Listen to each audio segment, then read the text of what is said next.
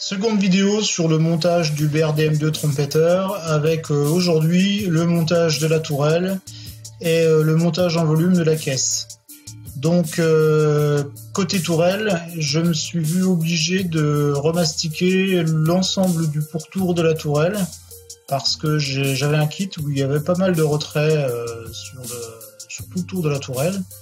Donc j'ai repris l'ensemble avec du mastic gris Tamiya.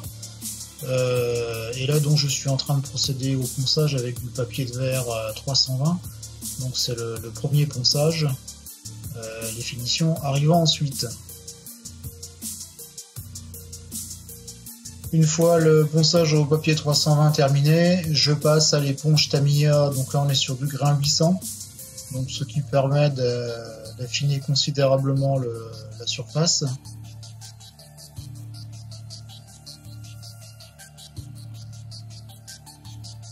Voilà, donc on obtient quelque chose d'assez lisse. Alors ça convient bien pour ce type de tourelle. Là, on n'est pas sur de l'acier brut comme on peut le rencontrer parfois sur les engins russes. Donc ensuite, mise en place du mantelet. Alors le mantelet, il est important de ne pas le coller. Il faut le laisser mobile pour pouvoir derrière ajuster l'inclinaison du canon. Alors il sera collé à la fin, mais pas maintenant. On le maintient simplement avec la pièce prévue au niveau du kit. Et donc on fixe cette pièce avec un peu de colle.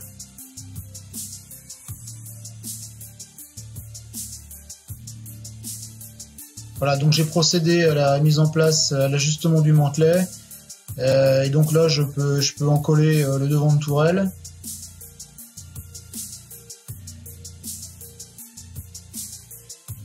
Alors sur le BRDM2 de chez Trompeter, il manque pas mal de joints de cordon de soudure, pardon.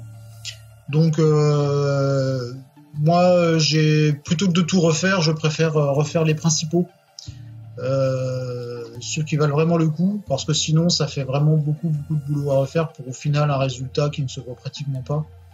Alors je vais vous montrer mon petit truc pour refaire un certain type de cordon de soudure. J'utilise du fil de plomb. Alors en l'occurrence c'est un fil de plomb de 0,3 je crois de mémoire. Voilà, donc il suffit simplement de passer la partie antidérapant d'un outil X-Acto, voilà, comme je fais en ce moment, pour créer une surface rigueuse, donc un peu dans le style de ce qu'on peut avoir avec les cordons de soudure.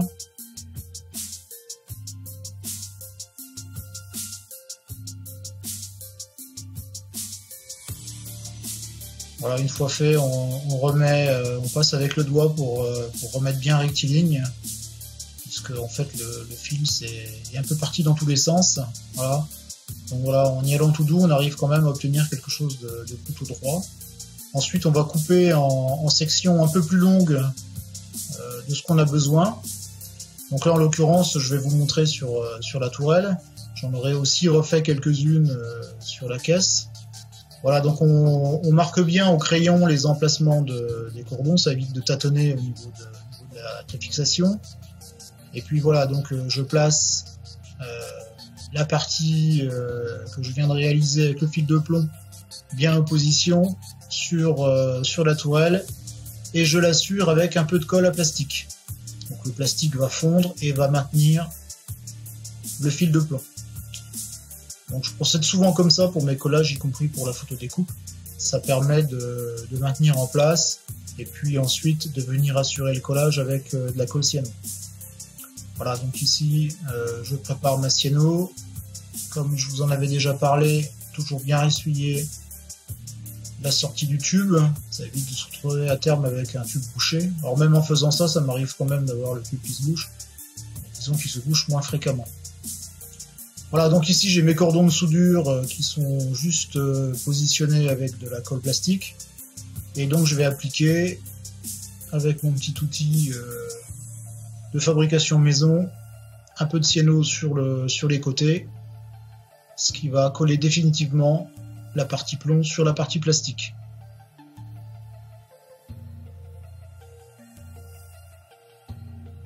Voilà, donc on y va tout doux, on évite d'en mettre de trop, on va laisser sécher tranquillement. Et puis on reviendra après pour poncer. enlever le surplus de colle. Donc là, je coupe au plus près les parties en surplus. Et donc je termine avec un léger ponçage au papier 320. Bon, papier 320, c'est ce que j'utilise dans 95% des cas. Je trouve que c'est le grain qui convient pour tous les travaux de ponçage.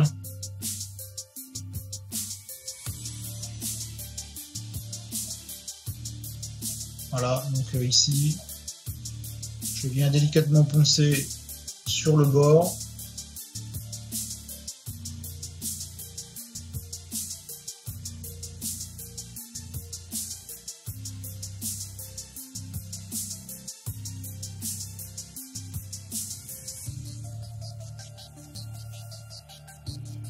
Donc toujours avec mes morceaux de papier abrasif que j'ai découpé en rectangle. Je peux former un peu selon mes besoins, soit les plier, soit créer de petites surfaces, voire le plier en rond lorsque j'ai les creux à poncer. On le verra un peu plus loin lorsque je mettrai le support du canon en place. Voilà, donc ici j'affine aussi les bords des cordons de soudure.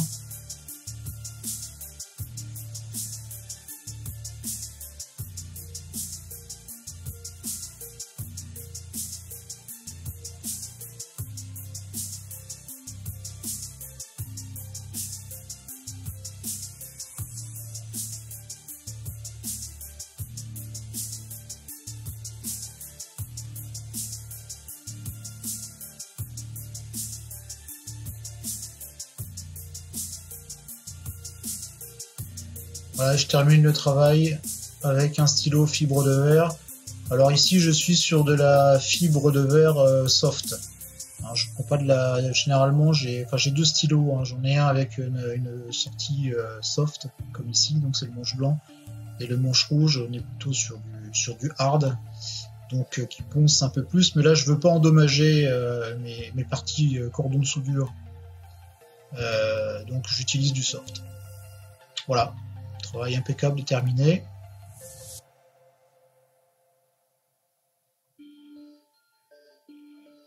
Voilà, donc maintenant je vais passer aux anneaux de levage. Alors en général, c'est ce type d'accessoires que je refais en fil de cuivre.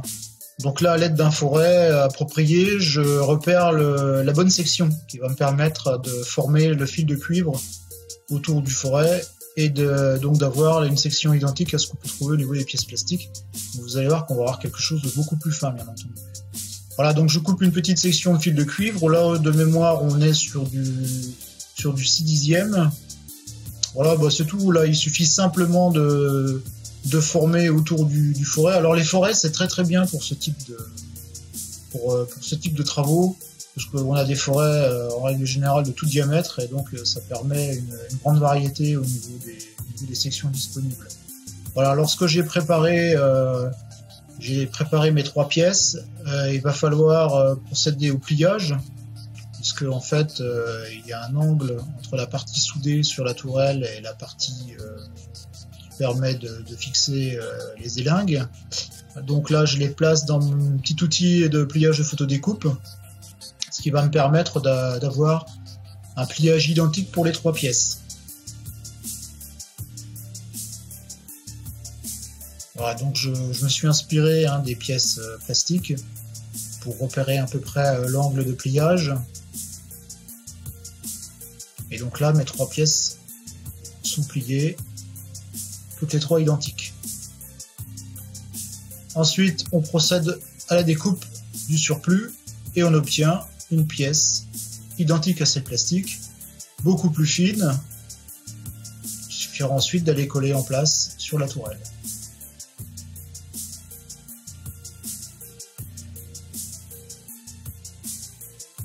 Donc voilà mes 3 pièces prêtes à être collées. Alors ici, je vais utiliser une colle plastique pour les mettre en place. Une colle plastique un peu plus épaisse, d'accord ? Si j'utilise de la colle trop fluide, je n'arriverai pas, la colle sera sèche avant que j'arrive sur la tourelle. Donc j'utilise une colle falaire à de tout venant en colle, hein, ce qu'on peut trouver dans les magasins de modélisme. Voilà, donc en fait toujours pareil, hein, la colle plastique me sert à positionner correctement les pièces, sans stress. Je suis vraiment à l'aise éventuellement pour faire des retouches derrière. Si vous y allez direct à la cyano et que vous collez de travers, ça veut dire redécollage, reponçage, éventuellement vous pouvez endommager vos pièces. Alors que là, on y va tranquillement, je les place comme il faut, je leur donne le bon angle d'inclinaison, et puis je vous garantis que ça tient, hein, c'est assez solide. En tout cas, ça tient jusqu'à ce qu'on vienne assurer le collage avec de la colle cyano. Alors ici, comme j'ai utilisé une colle semi-épaisse, j'ai parfois des petits boudins de colle qui se sont formés au niveau du raccord pièce-tourelle. Donc voilà, il suffit juste de les dissoudre avec un peu de colle plastique liquide. Donc ici, ma fameuse colle à mots que j'aime utiliser tant elle sèche vite. C'est vraiment un atout. Donc sur la vidéo précédente, je vous avais expliqué pourquoi j'utilisais de la colle à mots et pourquoi j'utilisais de la colle Tamiya parfois. Hein, tout ça avec des vitesses de séchage différentes. Voilà, donc ici mes pièces sont en place, elles sont bien assurées avec un collage avec de la colle à plastique, et donc il me suffit juste de les fixer en définitif avec à la cyano. Donc toujours pareil, une goutte de cyano, je ressuie le tube, donc je place un petit morceau de pâte à fixe, hein. C'est plutôt pas mal, ça évite à la colle de sécher, et voilà, toujours avec mon outil fait maison, je viens déposer une petite goutte de colle cyano, je laisse sécher, et j'appliquerai un petit ponçage, histoire de bien parfaire le collage, et d'avoir une surface impeccable.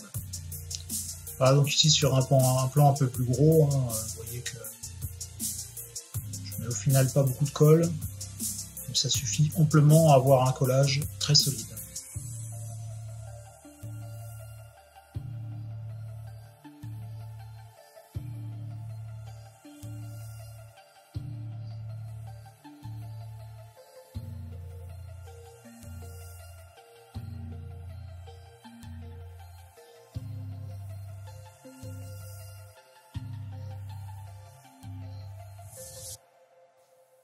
Voilà, donc ponçage au papier, au stylo fibre de verre, pardon.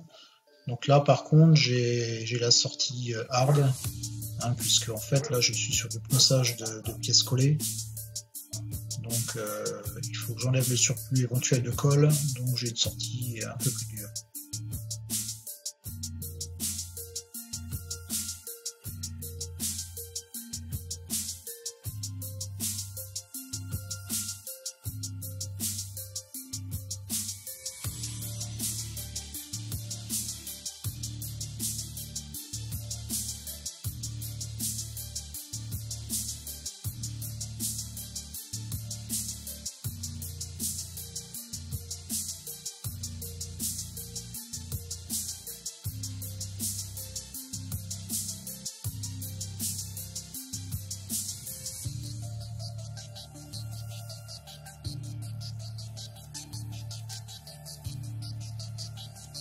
Voilà, donc le collage est terminé, ponçage terminé, les joints, les cordons de soudure sont en place. On va passer au montage du canon de la KPVT. Alors j'utilise ici un modèle de chez Master Model. Donc c'est un kit dans le kit, hein. C'est vraiment du très très bon matériel. Donc on a un canon photodécoupe, on a un manchon de protection en laiton décolleté. Alors le canon est en laiton décolleté, autant pour moi, c'est la petite plaque ici qui est en photodécoupe. Donc ici on va trouver les petits accessoires à fixer sur la sortie du canon, et puis on va avoir aussi la poignée qu'on trouve de temps en temps encore montée sur les VRDM2 ou engins type BTR. Voilà, donc ici je ne montrerai pas la poignée parce qu'elle est rarement montée finalement sur les VRDM. Voilà, donc ici mise en place du canon, donc j'insère, alors ça résiste un petit peu, mais en y allant tout doux ça passe, voilà, hop. Donc j'insère dans le manchon de protection, Voilà, et donc ça fait vraiment une pièce absolument très fine et de toute beauté. Alors pour ce canon, je vais le brunir. Je vais le brunir avant montage, ce qui m'évitera d'empeinter les détails. Tant les détails sont fins, je veux vraiment garder la finesse. Et donc là, on va passer à un brunissage du laiton. Alors pour ceux qui ont suivi la vidéo sur le brunissage des chenilles, globalement c'est la même chose, hein, c'est la même technique, si ce n'est que les produits sont légèrement différents. Alors comme à mon habitude, je dépolis le laiton là ici donc avec mon stylo fil de verre sorti hard. Donc je dépolis les pièces que je vais utiliser au niveau de la plaque laiton. Et puis je vais dépolir le canon et le manchon de protection de la KPVT, ici la coaxiale. Donc c'est important de bien les nettoyer, de bien les dépolir, puisque en fait ça permettra au phénomène d'oxydation de s'accrocher mieux que sur une surface qui serait restée lisse.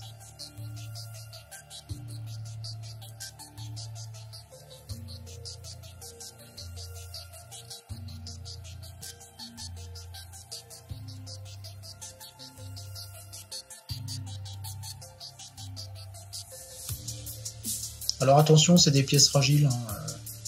Pour la petite histoire, le manchon de protection, j'en ai cassé un en insérant le canon dans le manchon. J'ai un peu forcé et je l'ai plié. Donc c'est quand même assez fragile. C'est costaud, mais relativement fragile. Voilà, donc ensuite, avant toute opération de brunissage, que ce soit pour du métal blanc ou du laiton, un petit bain dans l'acétone pour vraiment bien dégraisser, puisqu'en fait le processus de fabrication utilise divers produits, parfois des acides, donc c'est très important si on veut avoir un résultat qui soit impeccable, de bien procéder à un nettoyage et un dégraissage des pièces. Donc ici, bain d'acétone, et puis donc on frotte avec un pinceau à poil de poney, en l'occurrence ici, voilà, pour bien nettoyer les pièces. Une fois fait, on les égoutte donc sur un papier absorbant. Il est très important aussi que les pièces soient bien sèches avant de commencer le processus de brunissage. Donc ici, il suffit simplement de les mettre sur un papier absorbant. On replie le papier absorbant et on presse légèrement. Et le tour est joué. D'autant plus que l'acétone étant assez volatile, ça sèche relativement vite. Voilà, donc ici je vais utiliser du liquide de brunissage spécial laiton, hein. C'est pas le même produit, même s'ils se ressemblent, c'est pas le même produit qu'on utilise pour les chenilles métalliques. Ici c'est un produit destiné aux métaux cuivreux. Et donc je mets un petit peu de produit dans un récipient en verre et j'y plonge les pièces.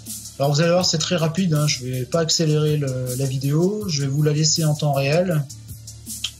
Donc je viens de positionner mes pièces dans le produit et encore une fois, comme sur la vidéo avec le brunissage des chenilles, je viens frotter les pièces pour véritablement bien faire adhérer le produit au niveau des pièces laiton. Donc ici on voit que le brunissage s'opère assez vite. Alors ce qui est amusant, c'est que sur les pièces décolletées, le brunissage va beaucoup plus vite que sur les pièces en métal photodécoupé. Voilà, j'avais déjà découpé quelques pièces, c'était des pièces que j'avais voulu utiliser pour voir un petit peu ce que donnait l'effet avec la poignée. C'est pour ça qu'il me reste simplement 2 pièces dessus que j'utiliserai pour le montage du canon. Donc voilà, vous voyez, et ce qui est sympa aussi, c'est qu'on voit que l'intérieur du canon, lui, n'est pas bruni. Alors le processus est quand même un peu aléatoire, hein, mais à la fin, il suffit simplement de laisser suffisamment en temps, et à la fin, on a quelque chose de parfait.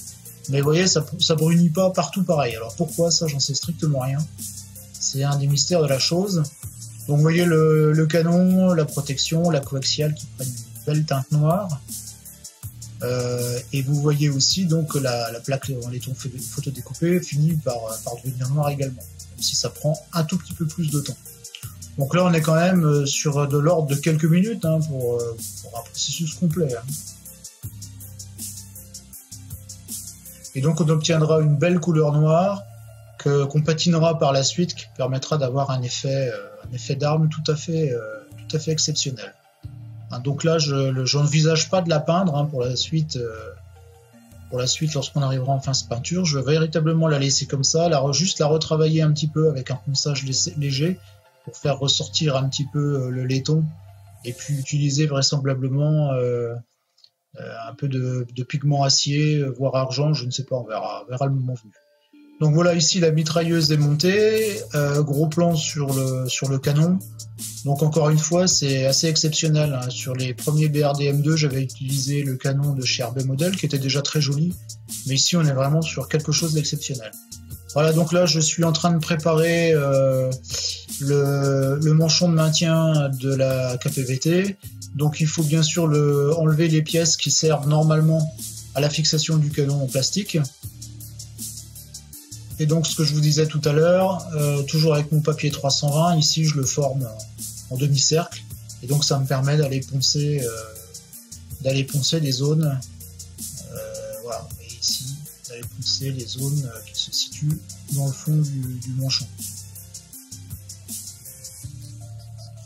Donc ça c'est un truc que j'aime bien, hein, le papier découpé en rectangle que je forme au gré de mes besoins. Alors certains utilisent des limes, des choses comme ça, donc on a chacun nos petits trucs. Moi c'est plutôt le papier unique que je mets en forme en fonction d'eux.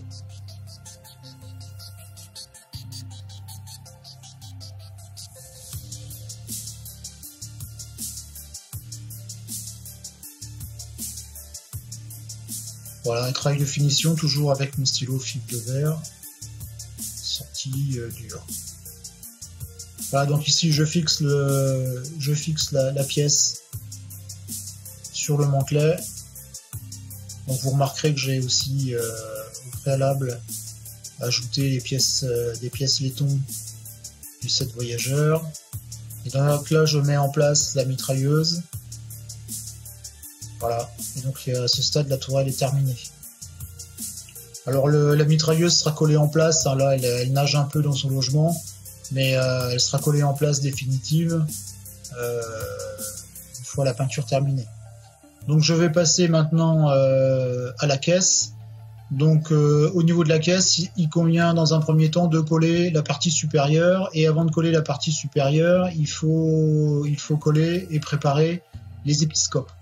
Alors Trompeter prévoit des pièces en plastique translucide pour les épiscopes. Moi, je suis pas un grand fan des pièces en plastique translucide. Je préfère avoir des pièces, refaire des pièces, des épiscopes avec des tiges d'Evergreen, comme c'est le cas ici. Donc en fait, je vais utiliser la tige Evergreen tout simplement pour boucher les trous des épiscopes, mais les boucher en retrait, de façon à avoir une belle surface pour la mise en peinture ultérieure. Vous verrez ça au moment venu. Donc ici, je découpe autant de petits morceaux que d'épiscopes. Donc j'utilise mon chopper, et là pour le coup, je ne me suis pas coupé les doigts.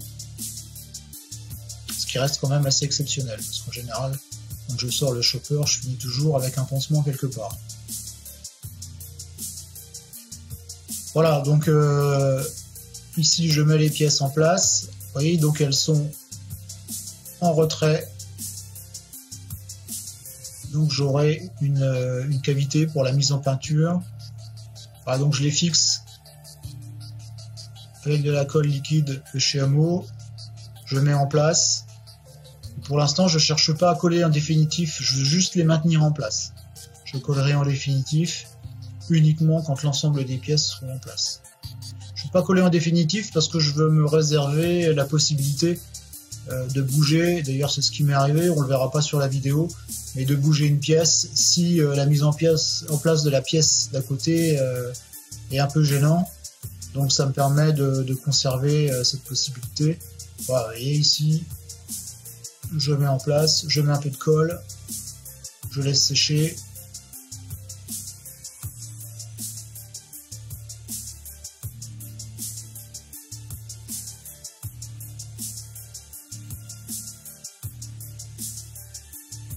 Et donc une fois fait, voilà, j'assure le collage en définitif. Vous voyez ici, pièce qui a un petit peu bougé. Donc le fait de ne pas avoir mis trop de colle dès le départ, ça permet de pouvoir ajuster encore avant collage définitif.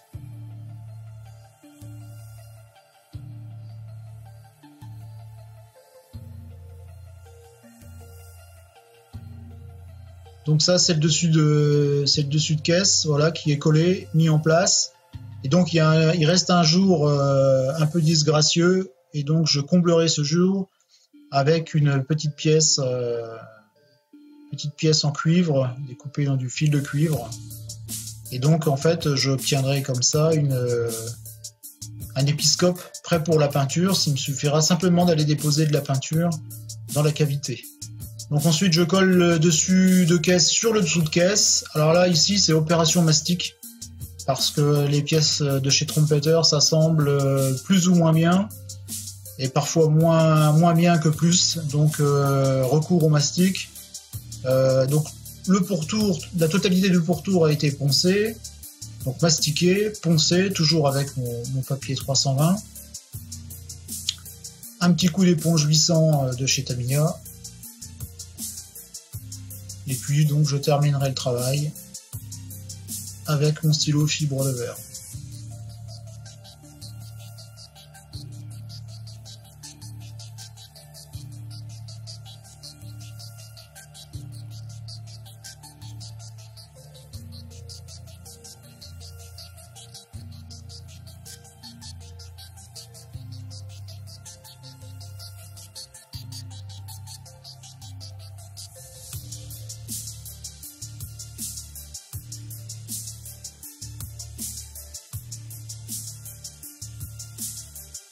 Voilà, donc prenez votre temps pour le ponçage.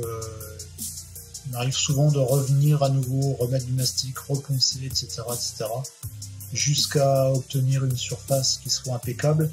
Et parfois même, malgré tout ça, lorsque j'applique le primeur, je m'aperçois qu'il y a encore des zones qu'il faut reprendre. Donc ça m'arrive souvent, après l'application du primeur noir, de revenir à mastiquer certaines zones et être obligé de reponcer.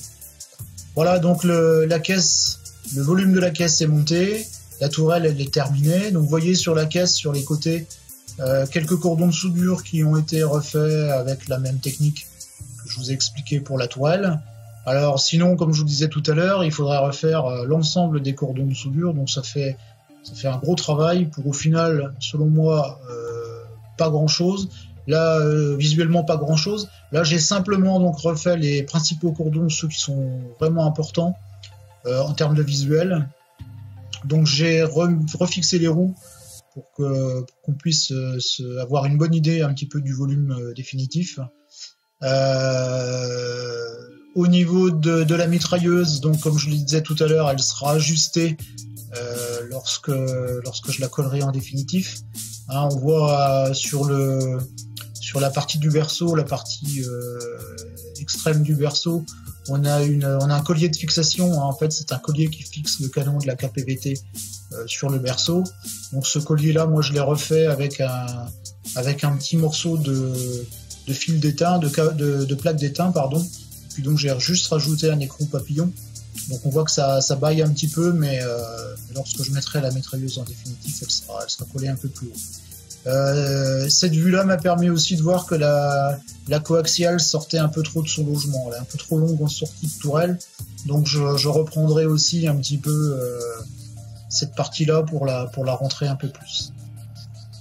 De façon à ce que ce soit plus réaliste. Voilà, donc on arrive au terme de cette seconde vidéo. Dans la troisième, on procédera au montage définitif de l'ensemble des éléments qui se trouvent sur la caisse. Et donc on sera normalement prêt pour la peinture. Donc je vous dis à bientôt. On se retrouve pour une prochaine vidéo sur les chroniques du blindage d'ici quelques temps.